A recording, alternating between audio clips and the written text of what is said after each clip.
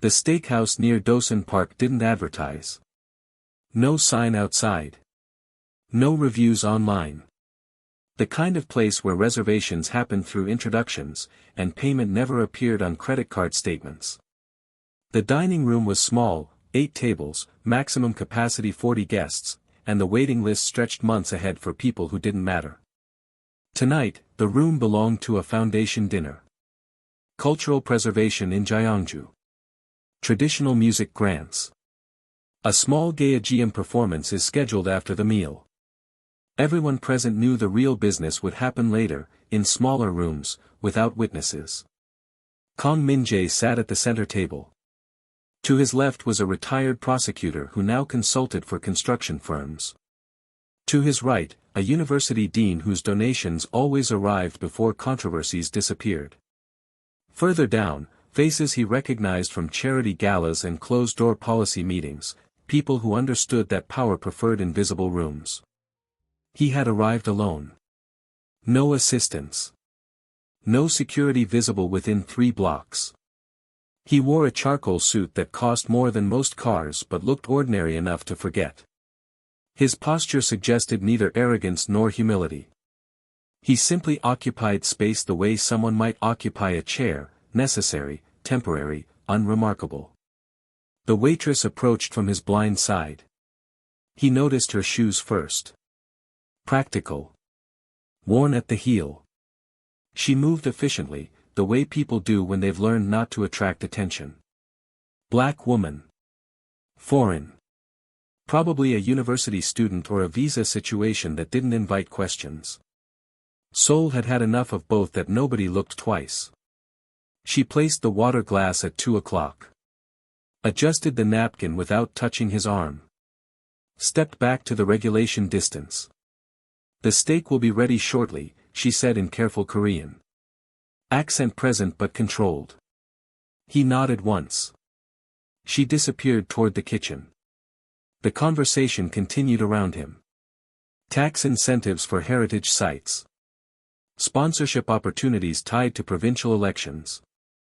Someone mentioned a temple restoration in Anong. Another voice proposed a documentary series.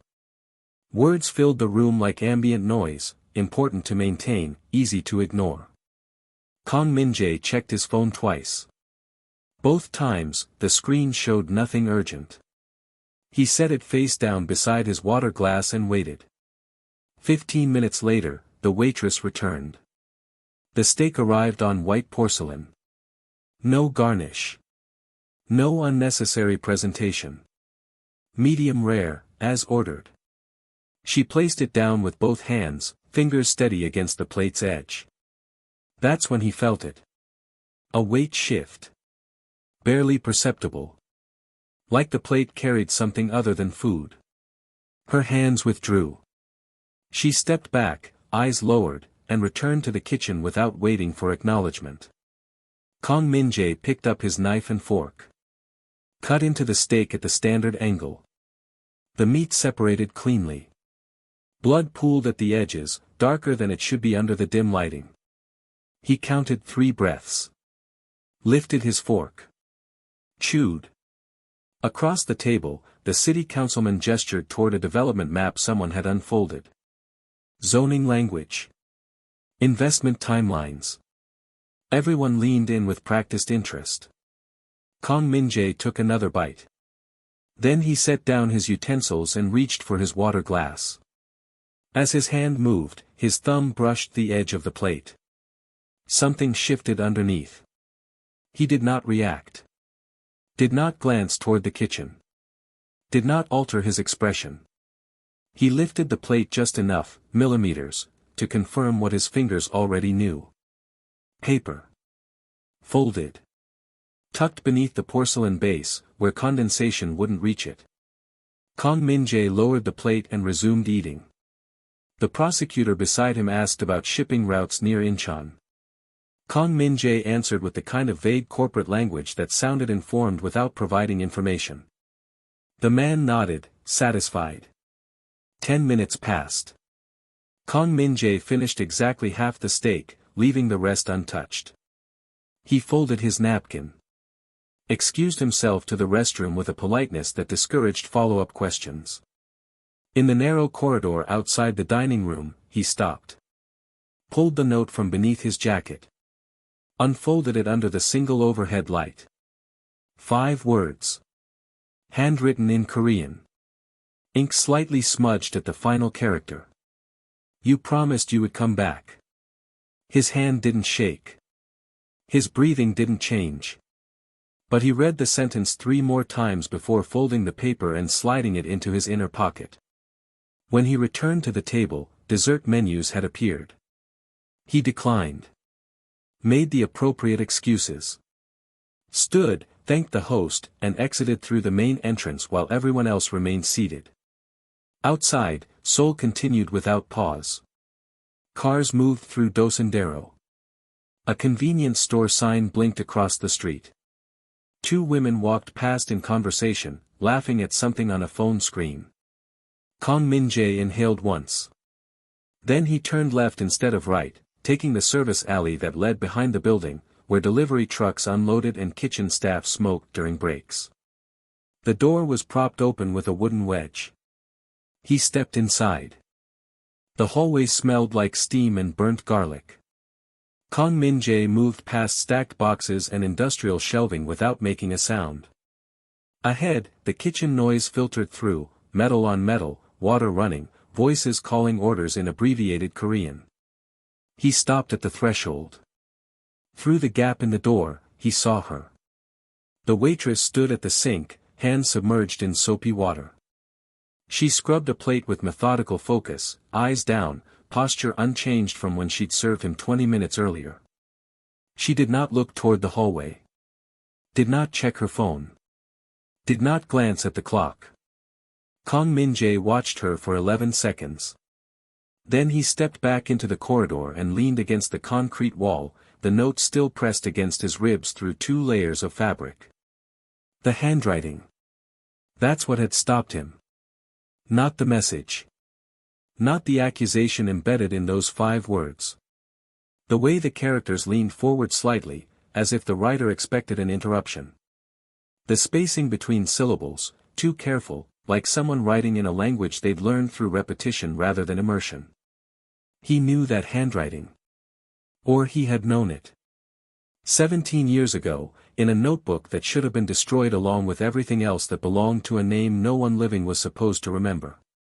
Kang Min-jae pulled out his phone. No signal this deep in the building. He returned it to his pocket and focused on his breathing, 4 counts in, 6 counts out, the rhythm he'd learned from a meditation instructor he'd paid to forget his name afterward. The kitchen door swung open. A line cook emerged with a trash bag, nearly colliding with him. The man startled, apologized automatically, then registered who he'd almost hit. His face went blank.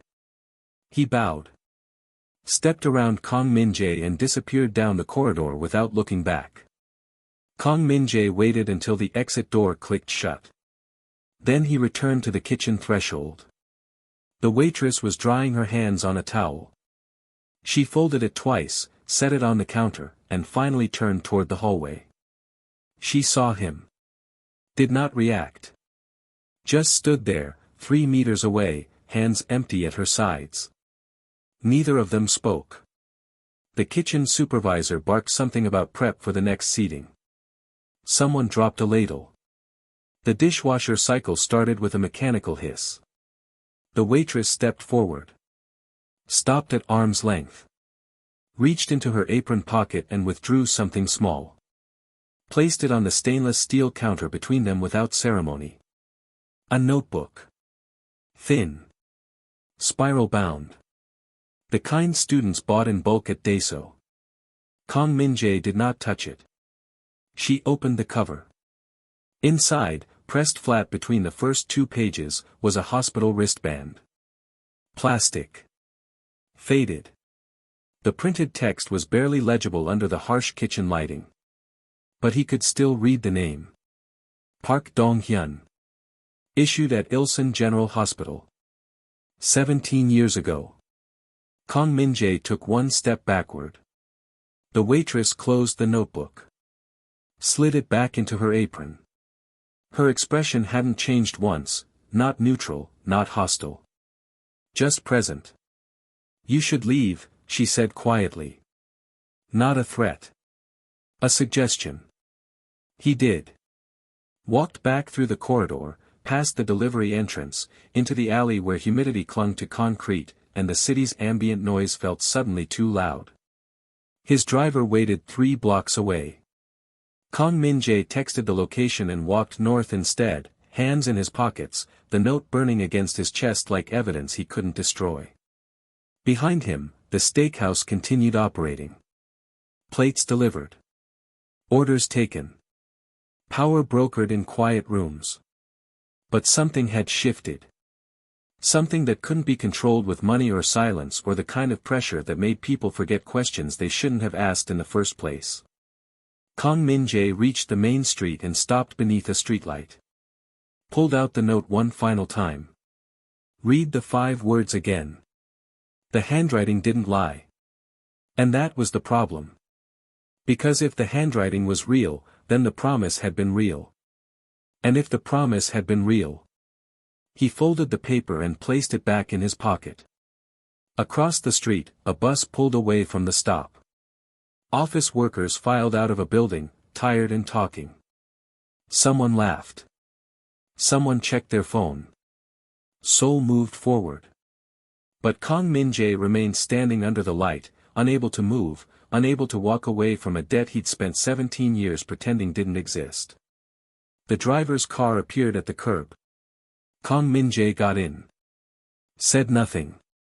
The car pulled into traffic and disappeared toward Gangnam, leaving the steakhouse and the woman and the impossible handwriting behind. But the question followed him. Why does this handwriting still exist? Kang Min-jae didn't go home. The car crossed the Han River toward Gangnam, but halfway across Banpo Bridge, he told the driver to turn around. No explanation. The man obeyed without question, the kind of employee who understood that curiosity ended careers. They drove west instead. Past Uedo. Past the government district where streetlights turned office buildings into monuments nobody visited. The river ran black beside them, reflecting nothing. Kang Min-jae stared at his phone. 3 missed calls from the foundation director. 2 messages from his legal team about contract revisions. A dinner invitation for next week that he'd already declined twice. He ignored all of it. Opened his contact list and scrolled past 200 names until he reached a number with no label. Pressed dial. Let it ring once. Ended the call. Protocol. The person on the other end would know what it meant. 20 minutes later, his phone vibrated. A single character, yes. The driver took the exit toward Mapogu without being told. They stopped outside a building that looked abandoned, cracked concrete, windows covered with security grating, graffiti in English and Korean layered across the entrance. But the door lock was new. Biometric. The kind installed by people who didn't trust keys. Kang Min-jae exited the car and approached alone. The scanner read his thumbprint. The lock disengaged with a soft click. Inside, the stairs were clean. The walls are freshly painted. Security cameras positioned at each landing, angled to avoid blind spots. He climbed 3 floors and stopped at a door marked with peeling numbers that didn't match the actual floor. He knocked twice. The door opened. A man in his 60s stood in the doorway. Thin. Wire-frame glasses. Cardigan over a dress shirt despite the summer heat. He looked like a retired accountant. He had been, before he'd started managing the kind of financial structures that existed only in encrypted files and verbal agreements. "You're early," the man said. "I changed my mind about waiting." The man stepped aside. Kang Min-jae entered. The apartment was sparse. A desk. A laptop. Filing cabinets that probably contained nothing important. The real work happened elsewhere, on servers distributed across 3 countries, accessible only through protocols that changed monthly. "What do you need?" the man asked, closing the door. Kang Min-jae handed him the hospital wristband. The man studied it without touching. Read the name. The date. Looked up. I thought this was handled. So did I. The man moved to his desk and opened the laptop. Typed without looking at the keyboard. The screen filled with columns of text, dates, locations, reference codes that meant nothing to anyone outside a very specific network. The Ilsen records were sealed in 2009, the man said. Physical documents destroyed. Digital backups overwritten. The attending physician relocated to Jeju and retired. The administrative staff were reassigned or pensioned out. There's nothing recoverable. Except this. Kang Min-jae placed the notebook on the desk. The man opened it carefully. Turned the pages. Found nothing except blank lines and the indentations where previous writing had pressed through from pages that no longer existed. Where did this come from? A waitress. Foreign. Late 20s. Working in Dosendong. The man closed the notebook. You want a background check? I want to know why she has this. The man nodded once. Returned to his keyboard. Give me 2 hours. Kang Min-jae didn't stay. He left the building and walked. No destination. Just movement. The kind that didn't solve problems but delayed the moment when decisions became unavoidable. He passed convenience stores and shuttered storefronts. A pojamika selling tteokbokki to office workers who'd missed dinner. An elderly woman is sweeping the sidewalk in front of a pharmacy, moving the same trash from one spot to another. His phone buzzed. A message from an unknown number. No text. Just an image. A photograph. The waitress. Standing outside the steakhouse. Taken from across the street. High resolution. Recently, she wore the same clothes tonight. Kang Min-jae stopped walking. Deleted the message. Kept walking. 3 blocks later, his phone rang. The accountant. There's no immigration record, the man said. No visa application. No employment history. She doesn't exist in any official database. Then how is she working? Someone arranged it. Professionally. The kind of arrangement that costs money and doesn't leave traces. Kang Min-jae said nothing. There's more, the man continued.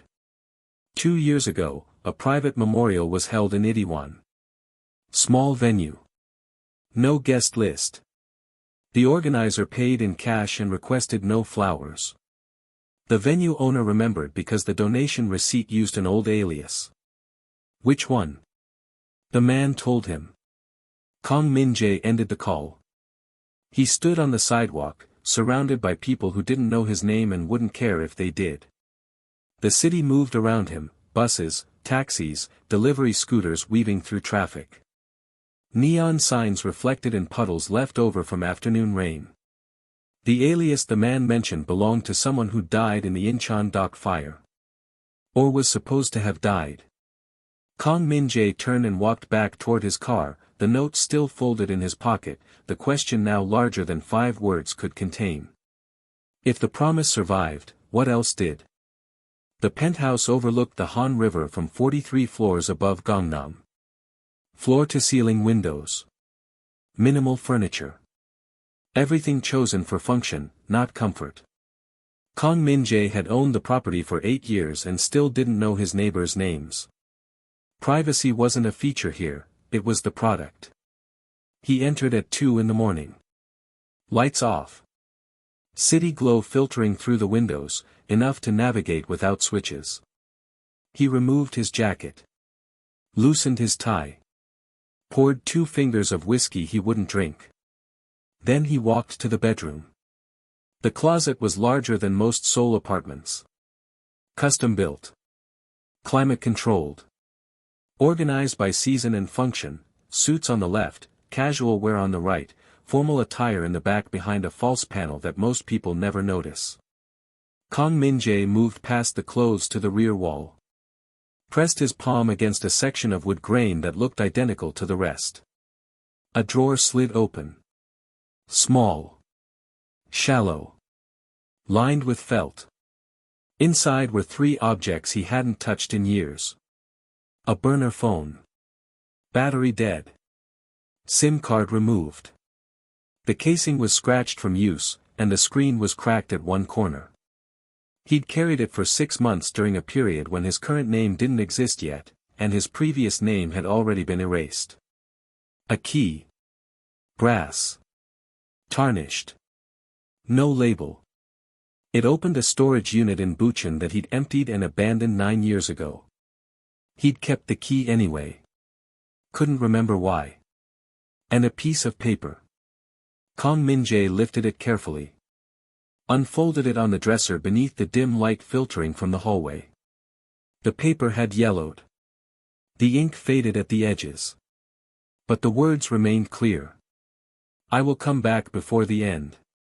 Not a letter. Not a confession. A logistical promise. Specific. Time-bound. Written in handwriting that matched the note from tonight. Kong Min-jae read it twice. Then he turned it over. On the back, a date. A location. A time. All 17 years passed.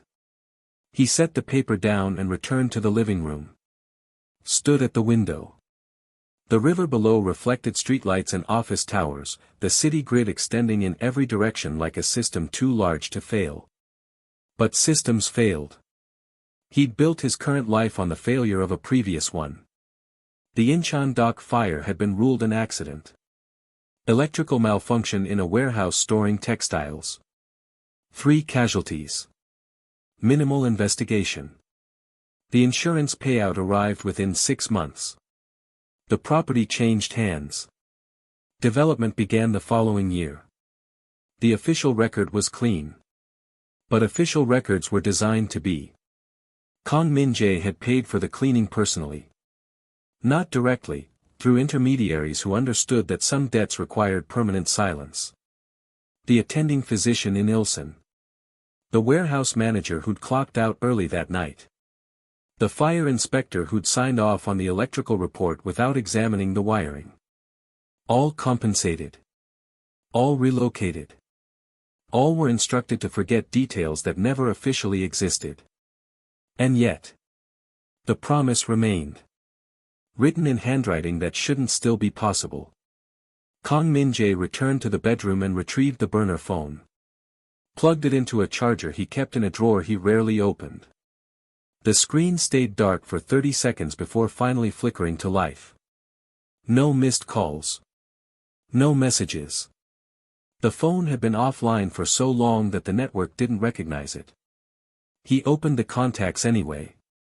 One name. No number attached. Dong Hyun. He stared at it until the screen dimmed.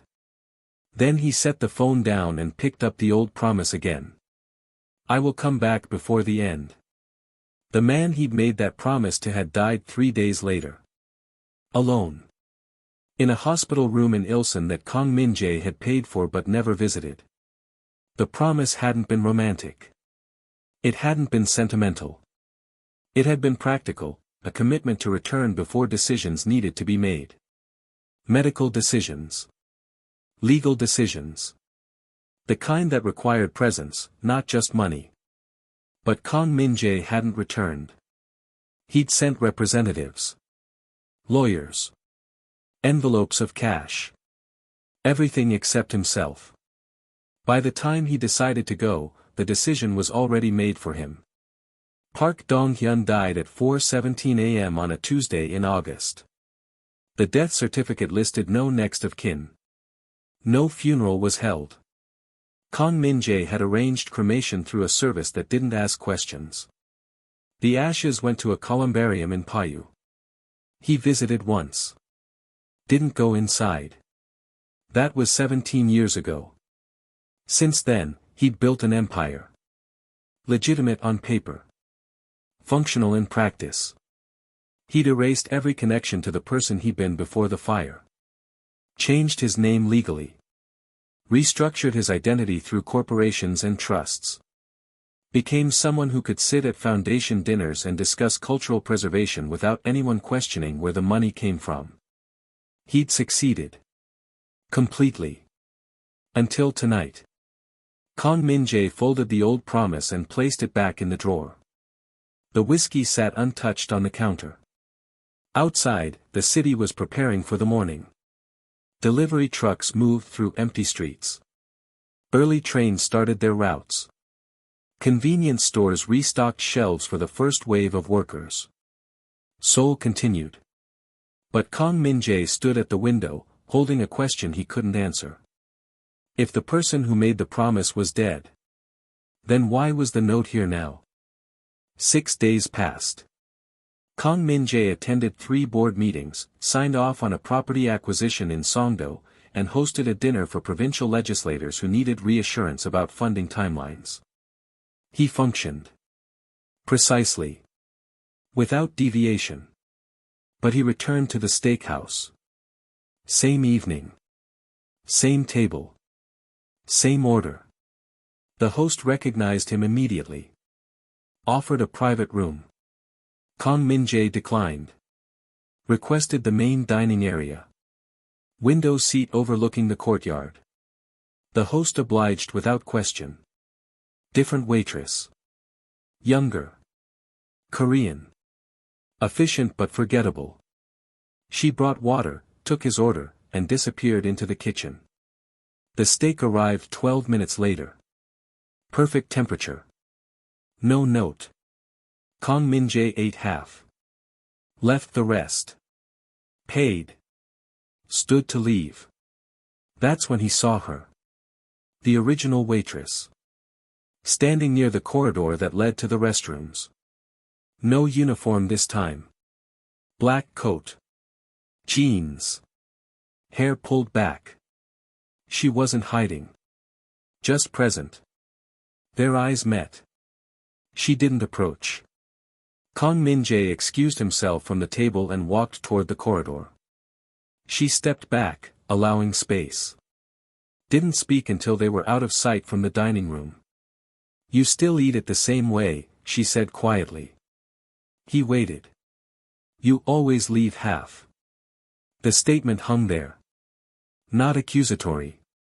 Just observed. Kang Min-jae studied her face. Late 20s. Features that suggested mixed heritage. Expression that gave nothing away. How do you know that? He asked. She didn't answer directly. Instead, she gestured toward the exit. Not here. They left separately.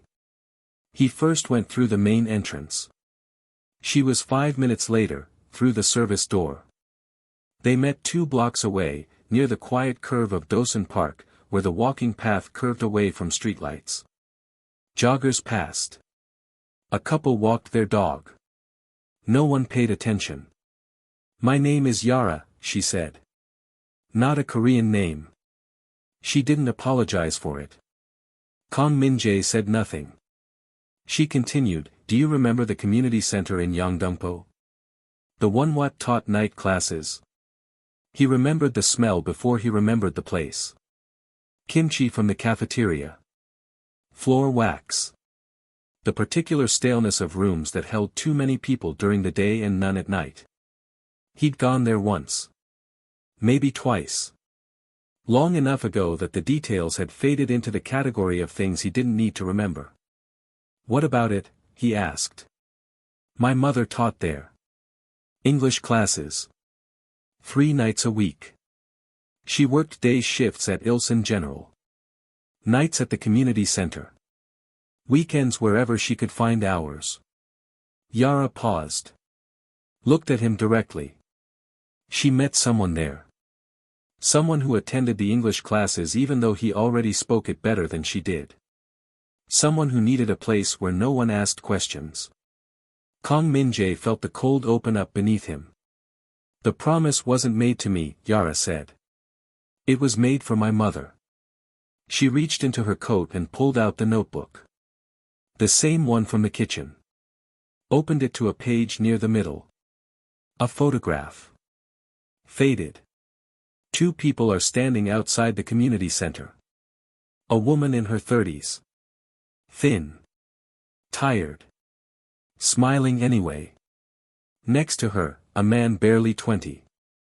Different face. Different haircut. But the posture was unmistakable. Kang Min-jae looked away.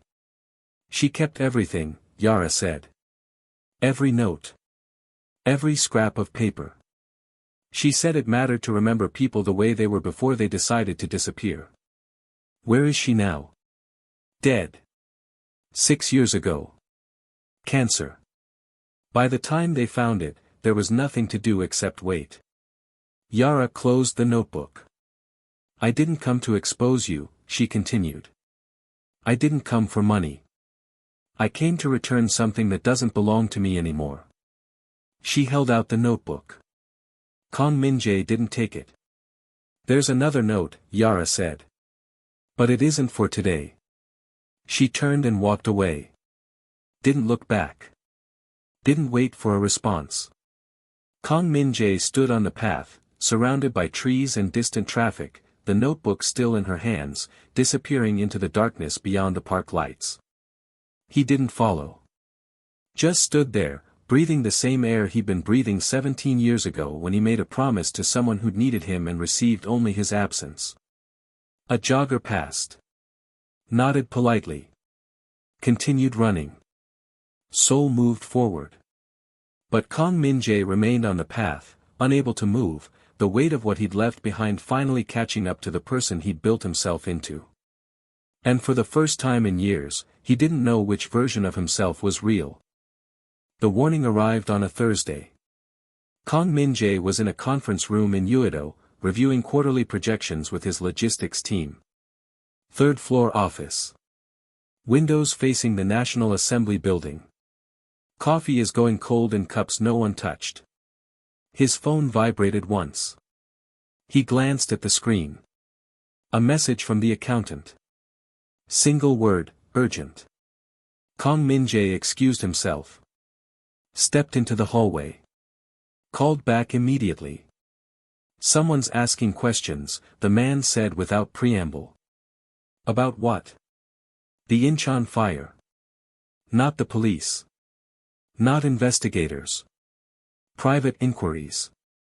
Discreet. The kind that comes with money attached. Kang Min-jae walked to the window at the end of the hall. Watched traffic crawl along the river road below. Who? A development group operating through shell companies in Mapo. They're buying up property near the old warehouse district. Started quietly 6 months ago. Now they're accelerating.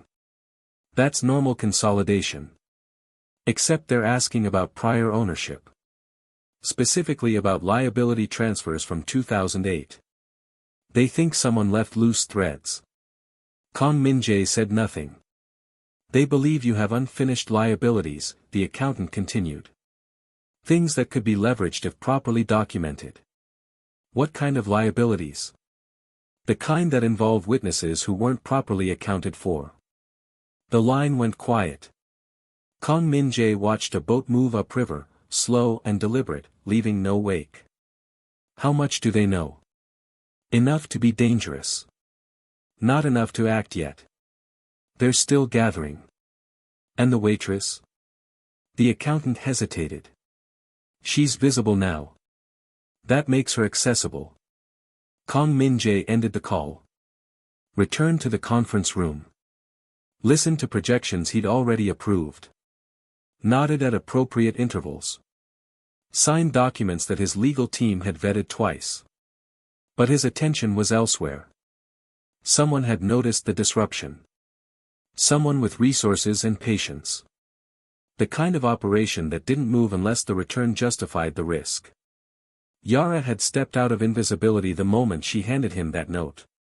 And now she was exposed. That evening, Kang Min-jae attended a memorial dinner in Jongno. Traditional setting. Ancestral hall rented by a business association he donated to years earlier. Low tables. Floor cushions.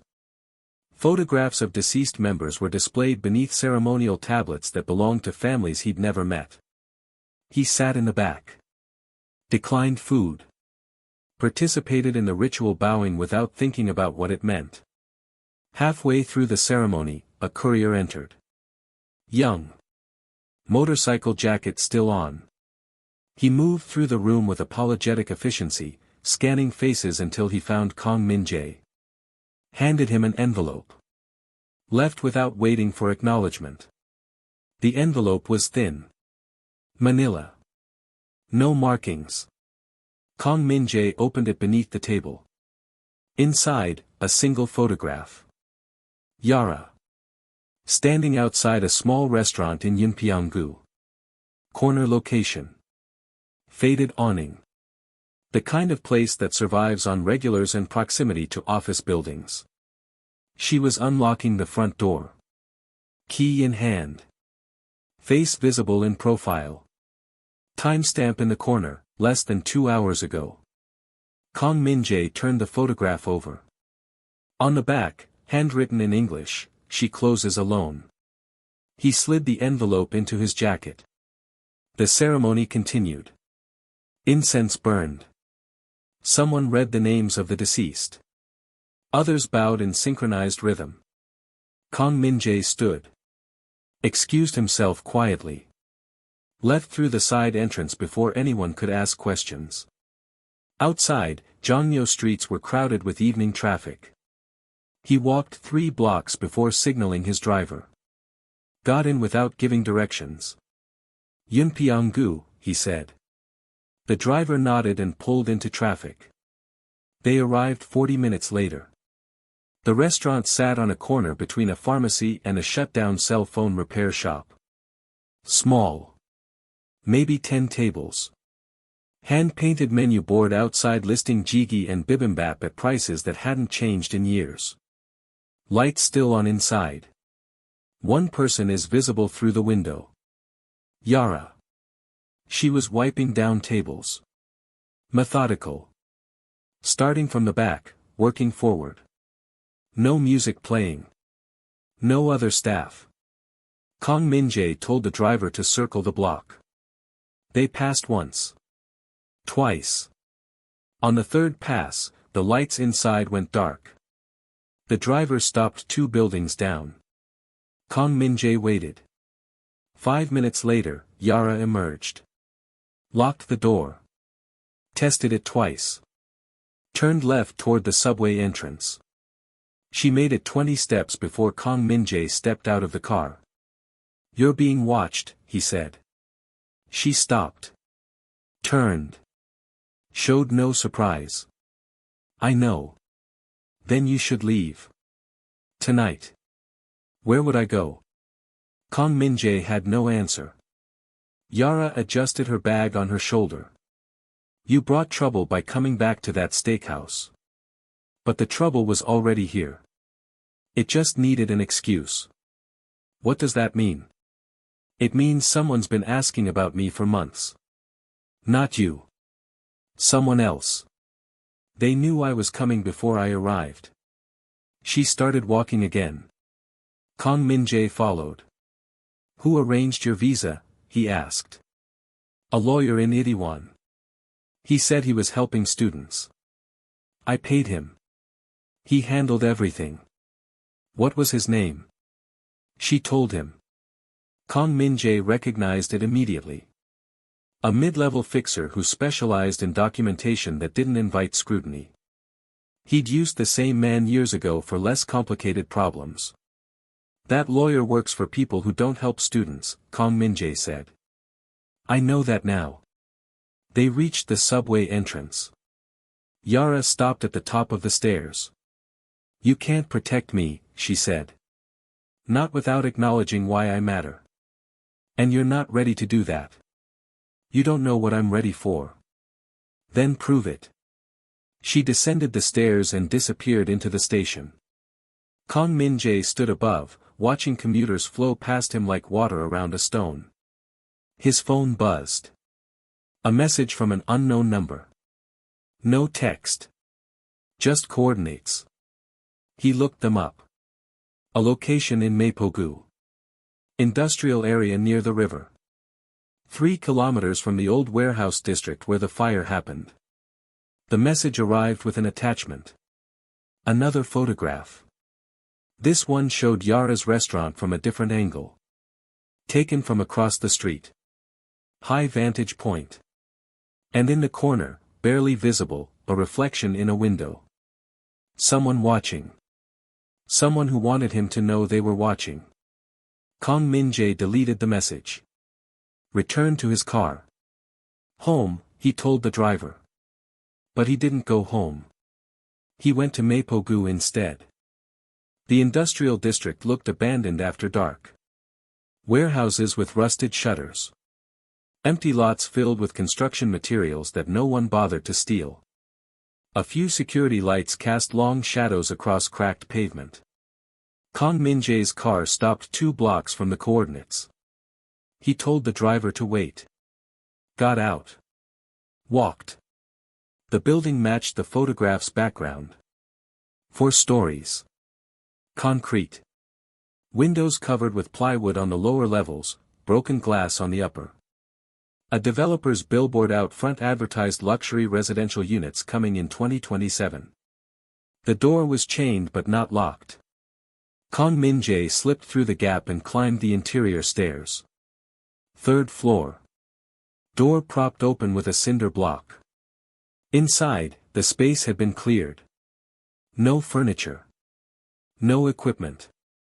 Just an empty floor and the smell of dust and bird droppings. 1 window faced Yara's restaurant across the river.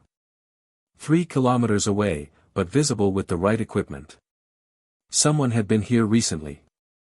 Cigarette butts near the window. Fresh boot prints in the dust. A folding chair positioned at an angle that offered the clearest sightline. Kang Min-jae stood at the window and looked out. From here, the restaurant was small. Unremarkable. Easy to miss among the dozens of similar buildings that lined that particular stretch of Yeonpyeong-gu. But someone had found it. Had watched it long enough to know the schedules. Patterns. When she opened. When she closed. When she was alone. His phone rang. The accountant. I found the development group's registration, the man said. Shell companies traced back to a holding structure in Gangwon-do. Ownership hidden through 3 layers of trusts. Who controls it? I can't confirm yet. But the legal representation matches a firm that handles sensitive acquisitions for the Baek family. Kang Min-jae closed his eyes. The Baek family operated legitimate businesses, construction, hospitality, and regional media. But their foundation was built the same way his was. Old money cleaned through time and strategic partnerships. They'd avoided direct conflict for years through mutual understanding. Until now. Why would they care about Incheon? Kang Min-jae asked. The warehouse site sits on land they want. Redevelopment approval is pending. But historical liability could delay permits indefinitely if the right questions get asked. And they think I'm the liability. They think you left something unfinished. Something that could surface if properly motivated. Kang Min-jae ended the call. He looked at the cigarette butts again. Counted 7. Different brands. Multiple people rotating shifts. Professional surveillance. Not improvised. Not opportunistic. This had been planned. 2 days later, Kang Min-jae made arrangements. Not protection. Not intervention. Just redirection. He moved money through accounts that the Baek family would notice. Small amounts. Precisely timed to suggest preparation for something larger. The kind of financial movement that created questions without providing answers. He adjusted shipping routes through channels they monitored. Nothing disruptive. Just enough inconsistency to suggest distraction. He attended a charity event where he knew their representatives would be present. Made himself visible. Accessible. Let them see he wasn't hiding. Then he did nothing. No security sent to Yunpyeonggu. No lawyers dispatched. No intermediaries making quiet contact with Yara. He stayed invisible, the only way he knew how, by remaining exactly where everyone expected him to be. 3 nights after the memorial dinner, Yara appeared at his building. The doorman called up. Said a woman was asking to see him. Foreign. No appointment. Kang Min-jae told him to send her up. She arrived wearing the same black coat. Hair was damp from rain that had started an hour earlier. She didn't apologize for the intrusion. You can't protect what you won't acknowledge, she said, standing in his doorway. I'm not protecting you. I know. That's the problem. She stepped inside without invitation. Looked around the penthouse with an expression that suggested neither judgment nor approval. Just observation. This is what the promise bought, she said. 43 floors. River view. A name no one questions. Your mother understood the cost. My mother believed people could change without disappearing. That's why she kept the notebook. Why did she hold on to every scrap of paper? She thought remembering meant something. Yara turned to face him. But you didn't just change. You erased. That's different. Kang Min-jae said nothing. I don't need your protection, Yara continued. I need you to decide if the promise still matters. Because if it doesn't, I'll leave. Go somewhere they can't follow.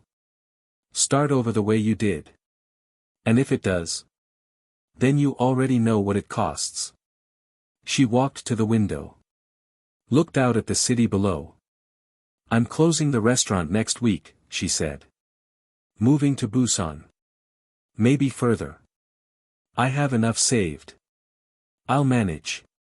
They'll find you. Maybe. But that's not your problem unless you make it one. She turned back toward the door. There's still one more note, she said. When you're ready, you know where to find me. She left.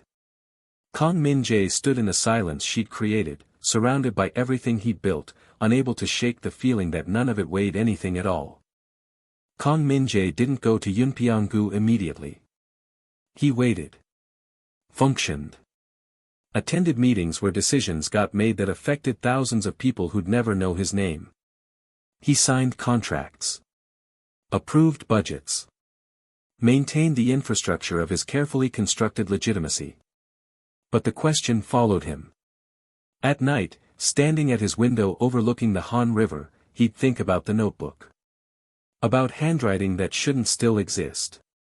About promises made when he was someone else entirely. For days after Yara's visit, he finally went. Early morning.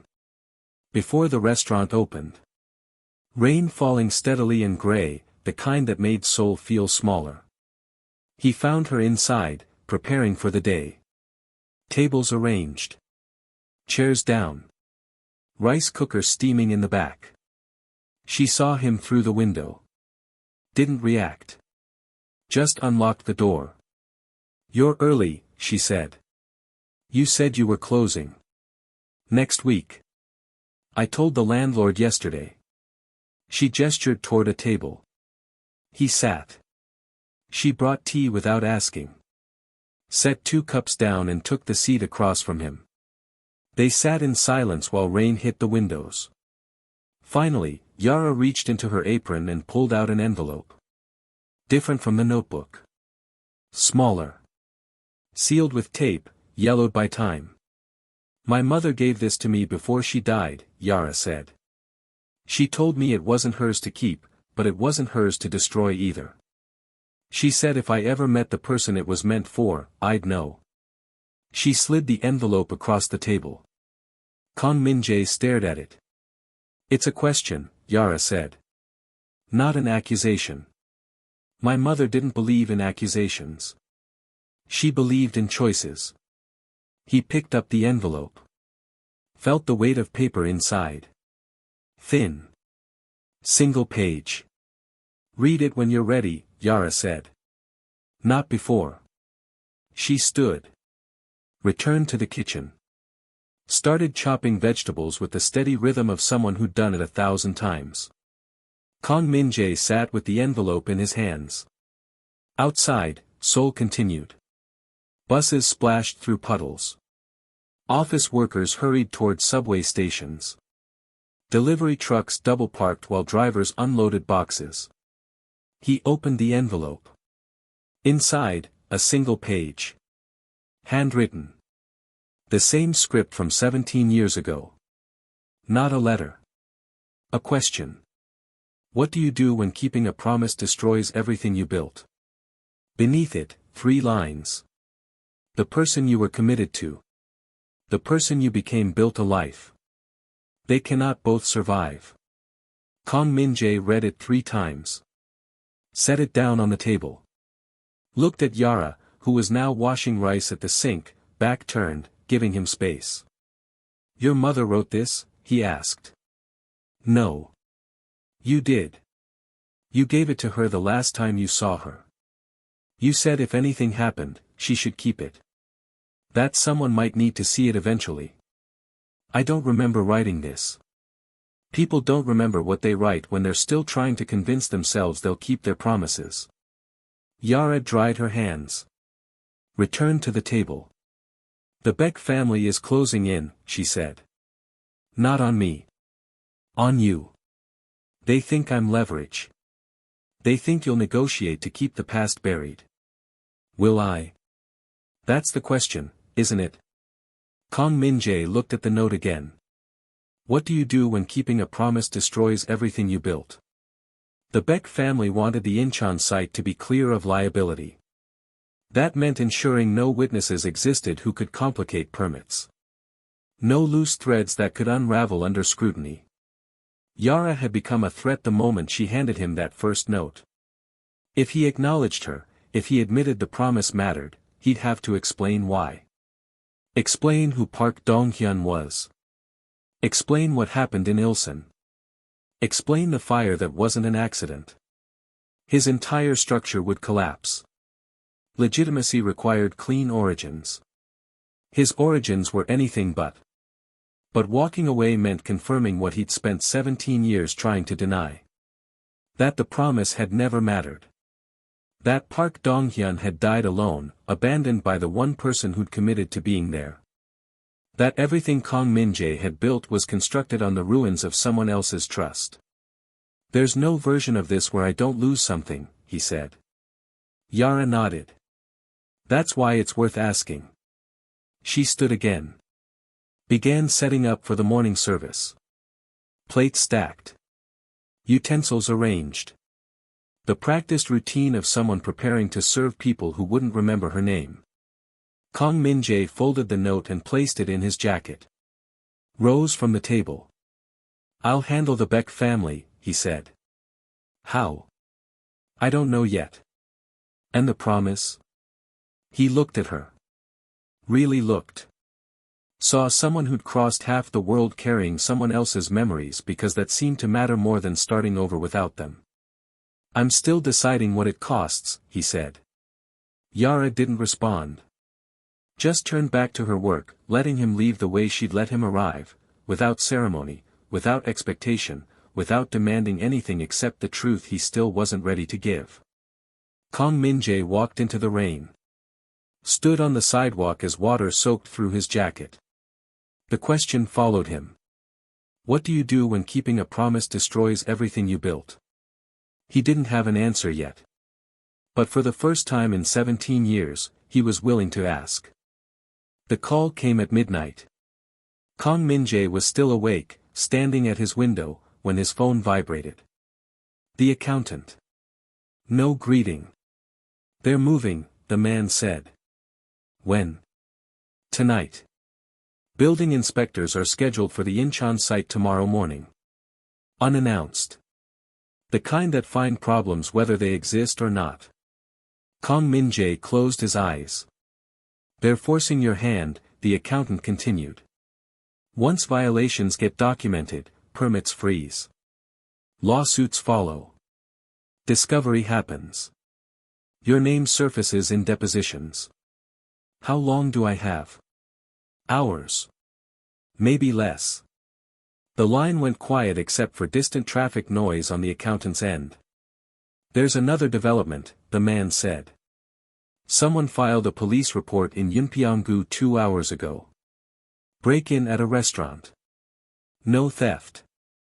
Just vandalism. Message spray-painted across the kitchen wall. What did it say? Debts expire. Kang Min-jae felt the floor shift beneath him. Where is she now? Unknown. The restaurant was empty when police arrived. Owner couldn't be reached. He ended the call. Grabbed his jacket. Left the penthouse without telling his driver.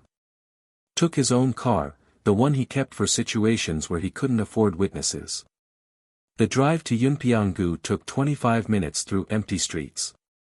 Police had already left when he arrived. Yellow tape across the door. Notice posted about investigation pending. The restaurant sat dark and violated, windows reflecting nothing. Kang Min-jae walked around back. Found the service entrance unlocked. Inside, the damage was precise. Tables overturned but not broken. Chairs scattered but intact. The kind of destruction meant to send a message without destroying evidence. The kitchen wall bore fresh paint. Black spray. 3 words in Korean. Debts expire. Kang Min-jae stood in the darkness, surrounded by the smell of paint and fear. His phone buzzed. Unknown number. Text message, she left 3 hours ago. Alone. Eastbound bus from Yunpyeong station. We can follow, or you can handle this cleanly. He deleted the message. Made a different call.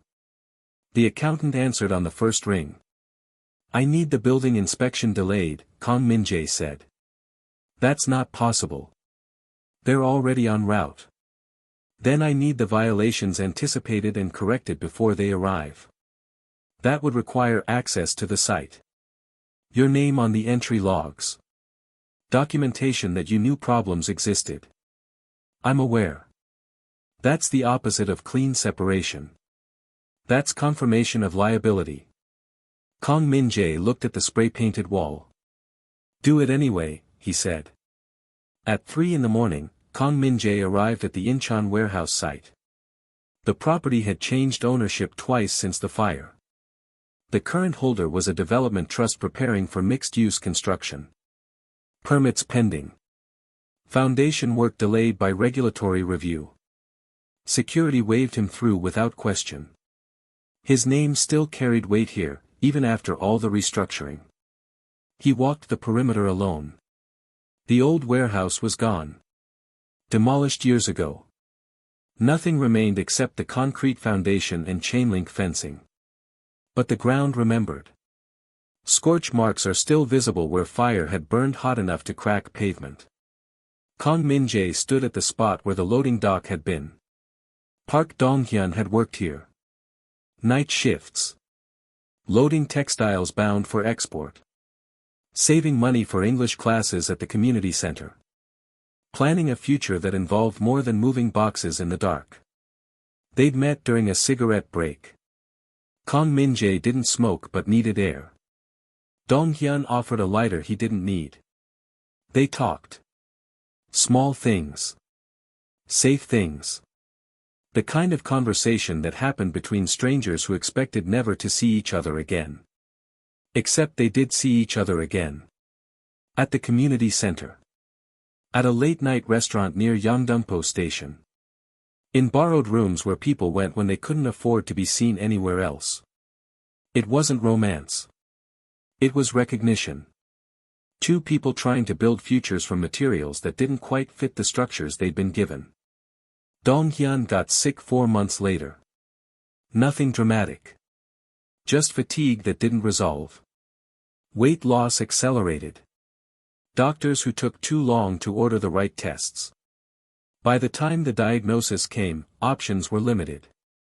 Kang Min-jae had been in the room when the oncologist explained. Had heard words like aggressive and palliative and months, not years. Had watched Dong Hyun absorb the information with the same quiet acceptance he applied to everything. And Kang Min-jae had made a promise. I will come back before the end. Not a romantic vow.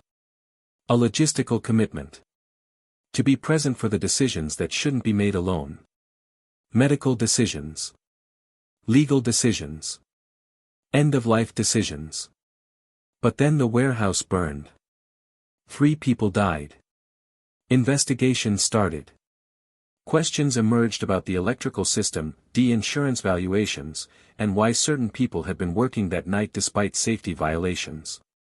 Kang Min-jae's name appeared in preliminary reports. Not as a suspect. Just as someone connected. Someone who'd been seen. Someone whose presence required explanation. He'd hired lawyers who explained that presence without explanation was dangerous. Those connections needed severing. That clean breaks required complete separation. So he separated.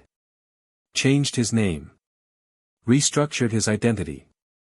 Paid the right people to forget the right things. And told himself the promise would wait. Except it didn't. Dong Hyun died 3 days after Kang Min-jae decided to disappear. Alone in a hospital room, Kang Min-jae had paid for but never visited. The nurses said he'd been peaceful. That he hadn't asked for anyone. That he'd simply stopped breathing during the early morning shift change when no one was watching. Kang Min-jae arranged cremation from a distance. Paid for the columbarium space. Never attended the memorial. Built an empire instead.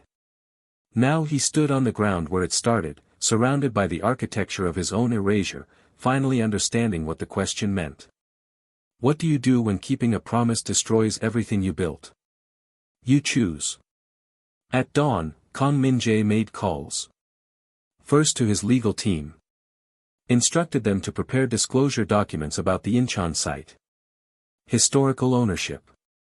Liability transfers. Everything the Baek family wanted buried. Second to his accountant. Told him to stop the building inspection delay. Let them come. Let them document whatever they found. Third, to a journalist he'd helped years ago when her career needed protection from people who preferred silence. He told her everything. The fire. The falsified reports. The paid-off inspectors. The insurance fraud. The name he'd erased. She listened without interruption. When he finished, she asked, "Why now?" "Because someone's carrying a debt I never properly paid. And the only way to clear it is to stop pretending it doesn't exist. This will destroy you. I know. Your companies. Your reputation. Everything you built. I'm aware." She was quiet for a long moment. "What do you want me to do with this?" she asked. "Hold it. Don't publish yet. Just hold it until I tell you." "Why?" "Because I need leverage that isn't silence. And the only leverage stronger than secrets is the willingness to expose them." He ended the call. Sat in his car as sunrise turned the warehouse ruins orange and gold. For 17 years, he'd protected himself by staying invisible. Now he was choosing to be seen. Not because it would fix anything. But because the cost of hiding had finally exceeded the cost of confession. And somewhere in Busan or further, Yara was carrying a notebook that proved he'd once been someone who made promises. The least he could do was become someone who kept them. Even if it destroyed everything else. Morning broke over Seoul the way it always did. Buses filled with workers. Subway stations swelled with commuters. Coffee shops opened. Delivery scooters threaded through traffic. The city moved forward with mechanical indifference, unaware that something old had been disturbed. Kang Min-jae returned to his penthouse at 7. Showered. Changed clothes. Made coffee he didn't drink. At 8, his legal team sent confirmation. The disclosure documents were prepared. Historical records compiled. Liability timelines mapped. Everything is ready for release. At 9, the building inspectors arrived at Incheon. Found violations exactly where they'd been told to look. Began documentation that would trigger the regulatory cascade the Baek family wanted. At 10, Kang Min-jae received a call from a number he recognized. Representative of the Baek family. Polite. Professional. Suggesting a meeting to discuss mutual interests regarding certain redevelopment concerns in Incheon. Kang Min-jae declined. Told them the disclosure documents would be filed with the relevant authorities by the end of business today. That historical liability would be properly documented. That his name would be attached to everything. The representative paused. That's not in your interest, the man said carefully. No. But it's necessary. We can negotiate. There's nothing to negotiate. The records speak for themselves. Whatever happens after that isn't my concern. He ended the call. At noon, Kang Min-jae drove to Yunpyeong-gu. The restaurant was still taped off. Still empty. But a for lease sign had appeared in the window overnight. He walked around back. Found what he was looking for tucked beneath a loose brick near the service entrance.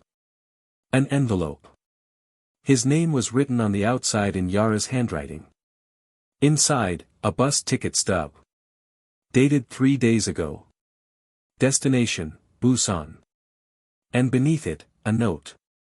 The promise mattered. That's why I came. Not for justice. Not for revenge. Just to prove someone remembered when you tried to forget. My mother believed remembering was its own form of keeping faith. I'm not sure I agree. But I understand why she held on to everything. You asked what it costs to keep a promise that destroys what you built. The better question is, what did it cost to build something that required destroying the promise? I'm leaving the notebook at the columbarium in Payu. Section C, Shelf 17. Where it belonged all along. You don't owe me anything. But you owed him everything. When the cost is equal on both sides, who pays first? You already know the answer. No signature. Kang Min-jae read it twice. Folded it carefully and placed it in his jacket next to the other notes he'd been carrying. That afternoon, he drove to Payu. The columbarium sat on a hillside overlooking farmland and distant mountains. Quiet. Well maintained. The kind of place designed for peaceful forgetting. He found Section C, Shelf 17. Park Dong-hyun's nameplate. Small. Brass. Slightly tarnished. And beside it, wrapped in plastic to protect from moisture, the notebook. Kang Min-jae picked it up. Opened it carefully. Inside, pressed between pages, were fragments of a life he tried to erase. Photographs. Notes. The hospital wristband. Receipts from the community center. A bus ticket from a trip they'd taken to Suwon one weekend when Dong-hyun was still well enough to walk. And on the final page, in handwriting that matched the promise from 17 years ago. If you're reading this, you came back. Late, but you came. That's something. Kang Min-jae stood in the silence of the columbarium, surrounded by names of people who'd been remembered by those they'd left behind. He thought about the empire he'd built. The name he'd created. The life he'd constructed from the ruins of someone else's trust. All of it was about to collapse. The disclosure documents would trigger investigations. Lawsuits would follow. His companies would fracture. His reputation would disintegrate. Everything he'd spent 17 years building would be gone within months. But standing there, holding the notebook, he realized something. The empire had always been collapsing. Slowly. Invisibly. One forgotten promise at a time. He'd just been too busy building to notice. Kang Min-jae left the columbarium at dusk. Drove back to Seoul through traffic that had no memory of where he'd been or why it mattered. His phone showed 43 missed calls. Messages from lawyers, board members, business partners who'd heard rumors and wanted reassurance. He ignored all of it. Instead, he called the journalist. "Release it," he said. "You're sure?" "Yes. This will. I know what it will do." "Release it anyway." She agreed. "The story will go live tomorrow morning. Historical fraud at the Incheon warehouse site. Falsified safety reports.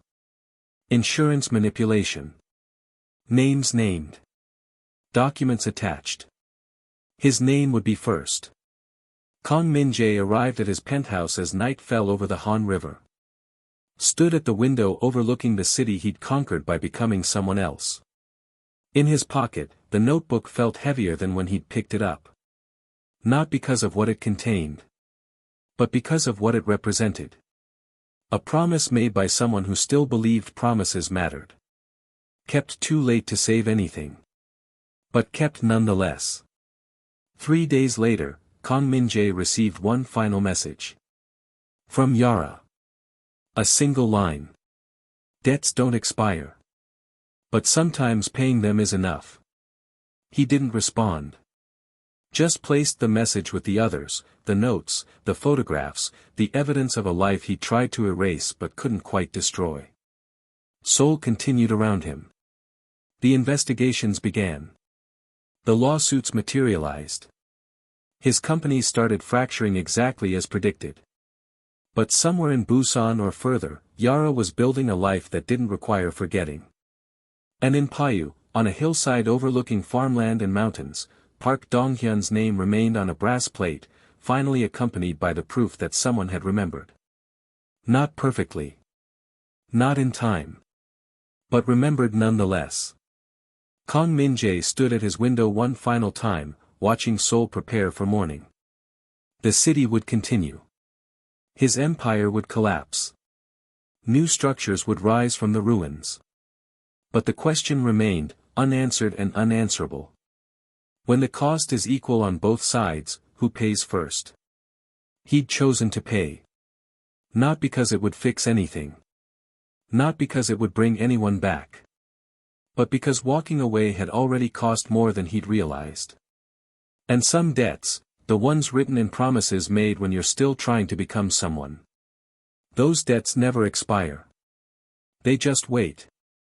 Until you're finally willing to see what they cost. Outside, Seoul woke. Inside, Kang Min-jae cried. Not from grief. Not from regret. But from recognition. That the person he'd been 17 years ago had known something the person he'd become had forgotten. Some promises matter more than everything you build to avoid keeping them. And paying them, even when it destroys you. That might be the most expensive choice of all. But it's also the only one that lets you sleep.